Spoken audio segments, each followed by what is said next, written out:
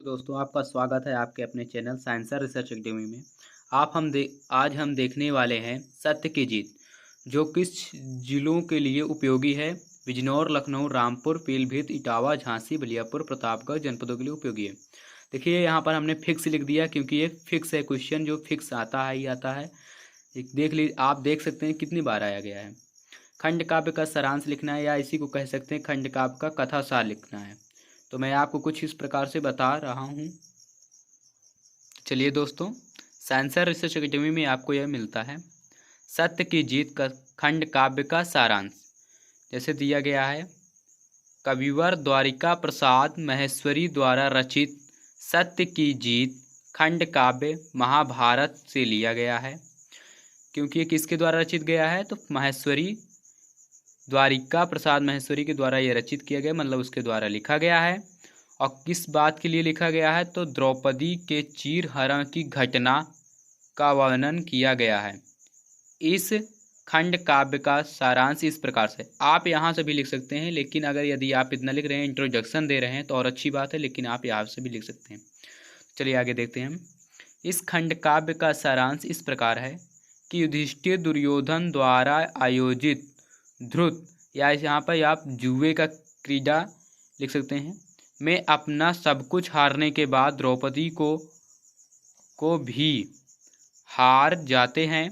भरी सभा में दुर्योधन दुशासन को आदेश देता है कि वह द्रौपदी को लाकर उसका अपना अपमान, यहाँ पर देखिए स्पेलिंग मिस हो गई है, यहाँ पर चाहिए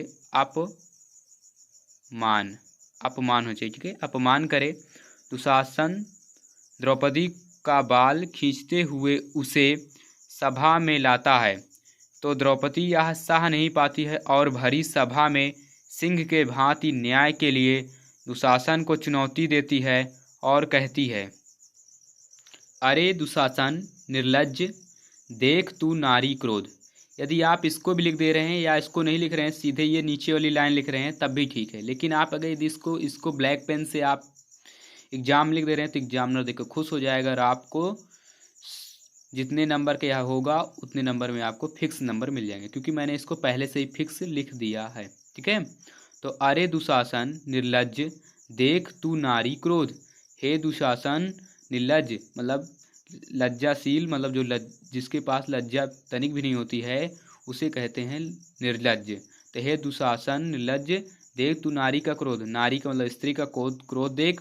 इसे कहते उसका अपना कराऊंगी मैं उसका बोध, उस अपमान का मैं आज तुझे उसका बोध कराऊंगी। यहाँ पर भी देखिए मिस हो गया है स्पेलिंग, यहाँ पर होना चाहिए अपमान, ठीक है। यहाँ पर मैंने इसलिए स्पेलिंग मिस किया कि आपको भी कुछ समझ में आए। आप ध्यान से देख रहे हैं नहीं देख रहे हैं, ठीक है। समझ कर एकांकी निःशंक लिया मेरे केसों को खींच, कि हे दुशासन तुमने मुझे एकांकी मतलब अकेला समझकर निःशंक बिना शंका किए मेरे केसों मेरे बालों को खींच लिया है। रक्त घूंट पिए मैं मौन, मैं रक्त का घूंट मतलब मैं शांत होकर मैं इस सभा में आ गई, भरी सभा के बीच मैं सभा में आ गई हूँ। इतना समझ में आया आपको? आगे चलते हैं।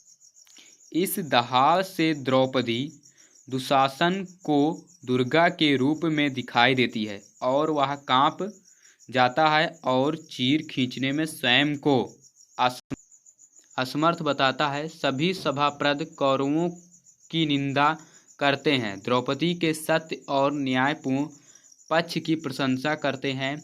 अंत में धृतराष्ट्र पांडवों को मुक्त करने तथा उनका राज्य वापस करने का आदेश देते हैं। इस प्रकार सत्य की जीत होती है और यह खंड काव्य यहीं पर समाप्त हो जाता है। आपको मैं कुछ बता देना चाहता हूँ, हमारे चैनल का नाम जो है वो है साइंसर रिसर्च